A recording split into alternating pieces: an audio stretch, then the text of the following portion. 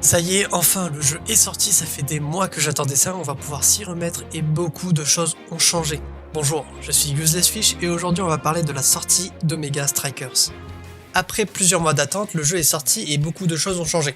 D'abord parlons du jeu en lui-même et la première chose à dire c'est que désormais, ce n'est plus le premier à 5 points avec 2 points d'écart qui gagne, cette règle elle a été gardée pour les parties rapides, mais pour ce qui est des parties normales et des parties compétitives, c'est devenu 3 manches qu'il faut le remporter, et pour remporter une manche il faut marquer 3 points. Donc voilà, c'est complètement différent de la bêta et faut prendre ça en compte. D'ailleurs, par rapport à ces manches, grosse modification, les entraînements ça n'existe plus.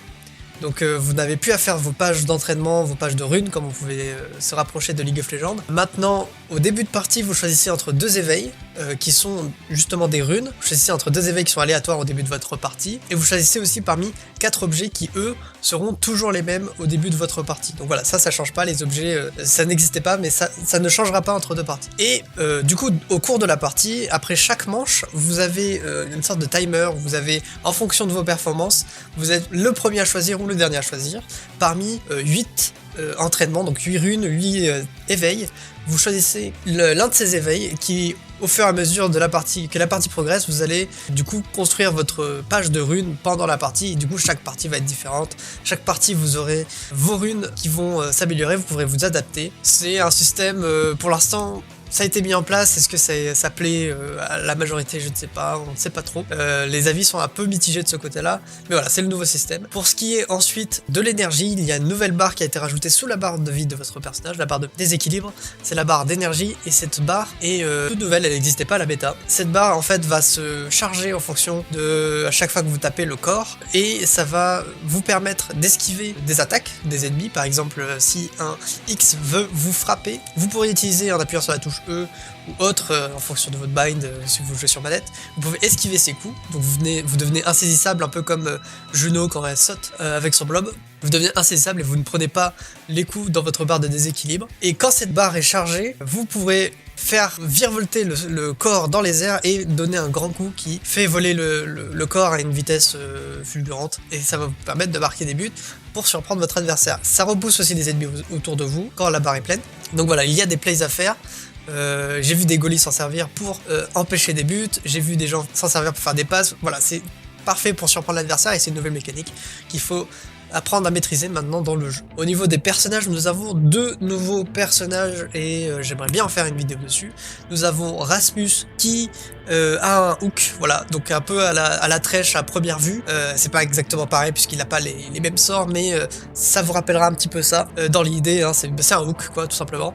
Et on a Zentaro qui a un sabre et c'est la bagarre de son côté. Au niveau des maps, les maps changé, il y a surtout des nouvelles maps, des maps qui ont désormais des effets de maps qui sont toutes nouvelles. Avant il y avait surtout des murs, maintenant il y a 2 choses qui sont très importantes, c'est que à l'époque les murs des goalies s'ouvraient lentement, toutes seules.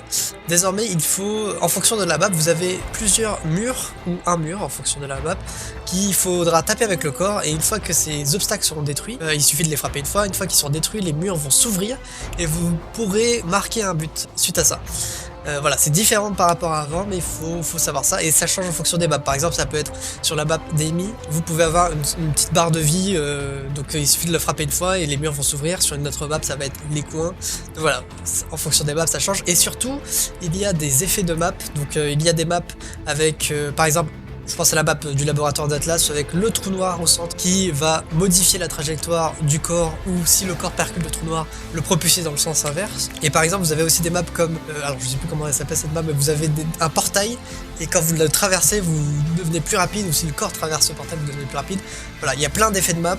Il faudra que je m'y penche pour vous expliquer un peu qu'est-ce que ces effets de map. Ça apparaît que les entraînements un peu mitigés du côté compétitif, c'est très fun, mais niveau compétitif, ça peut générer de la frustration et de l'aléatoire, donc c'est beaucoup moins aimé à ce niveau-là. Voilà, donc c'est les grosses nouveautés de Omega Strikers sur cette sortie globale, donc c'est vraiment un plaisir en tout cas d'y rejouer, d'y retourner. On voit qu'il y a des modifications qui ont été faites à lui, au personnage, au skin, etc. Vraiment, c'est très cool. Très pressé de grind un peu.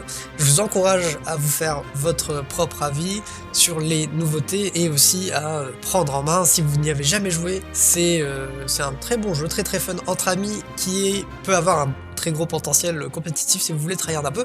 Je vous redirige vers les vidéos de présentation que j'ai faites sur ma chaîne, notamment sur les rôles qui, bon, pour le coup, ne changent pas trop. Il y a des...